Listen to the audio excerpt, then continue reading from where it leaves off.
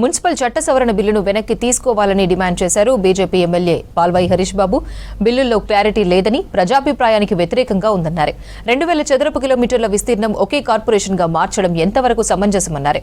ఇప్పటికే జీహెచ్ఎంసీ పరిధిలో కనీస సౌకర్యాలు లేక ప్రజలు ఇబ్బందులు పడుతున్నారని తెలిపారు. 51 జీపీలను జీహెచ్ఎంసీలో విలీనం చేయడం వల్ల ఎలాంటి ప్రయోజనం లేదన్నారు. బీజేపీ ఎమ్మెల్యే హరీష్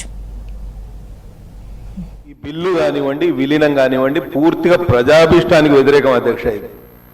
శివారు మున్సిపాలిటీల విధానం విలీనం ఏదైతే ఉందో అది పూర్తిగా అశాస్త్రీయంగా, అన్సైంటిఫిక్ గా జరిగింది, ఆదరాబాదరగా జరిగింది.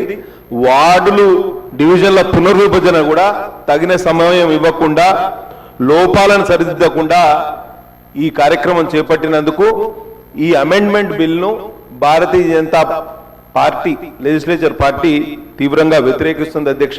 అంటే 20 మున్సిపాలిటీలు 7 మున్సిపల్ కార్పొరేషన్లు కూడా విలీనం చేస్తున్నాం. ఇప్పుడు 1 కోటి ఉన్న జనాభా రేపు 2 కోట్లు అవుతాయి. నాకైతే దీని పరమార్థం ఏందనేది నాకు ఇంకా అర్థం కాలేదు. ఉన్న మున్సిపాలిటీల్లోనే 2007లో అప్పటి రాజశేఖర రెడ్డి గారి గవర్నమెంట్ ప్రభుత్వం 12 మున్సిపాలిటీలను విలీనం చేసింది జీహెచ్ఎంసీ. అయితే ఈ విలీనం వలన ప్రజల అవసరాలు ఏ మేరకు తీరినాయి అనేది ఒకసారి మనం ఆత్మ పరిశీలన చేసుకోవాలి అధ్యక్ష.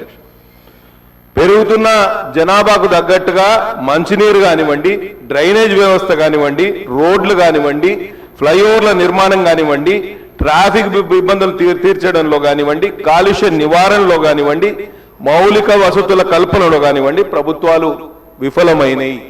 పరిపాలనా సామర్థ్యం మెరుగుపడుతుందని ఆ రోజు 12 మున్సిపాలిటీలు విలీనం చేస్తే పరిపాలన సామర్థ్యం అటకెక్కింది అధ్యక్ష. ఇప్పుడు మళ్ళా దాన్ని విలీనం అని చెప్పి రకరకాలుగా ప్రజల్ని ఇబ్బంది పెట్టే కార్యక్రమం ఈ ప్రభుత్వం చేస్తోంది. తగుదనమ్మ అన్నట్టు ఇప్పుడు శివారు ప్రాంతాలను జీహెచ్ఎంసీలో విలీనం చేస్తే ఏం లాభం అధ్యక్ష? ఇవాల్టి న్యూ మంత్ర ఏంది? Decentralisation of power. మనం ఇక్కడ సెంట్రలైజేషన్ కు ఆస్కారం ఇస్తున్నాం అనే విషయాన్ని మనం గ్రహించాలి. పూర్తిగా 2000 చదరపు కిలోమీటర్ల ఏరియా మొత్తం ఒకటే సింగిల్ ఎంటిటీగా, సింగిల్ యూనిట్ గా మార్చడం అనేది వాళ్ళ ఎవరి ఆలోచన ఎట్లా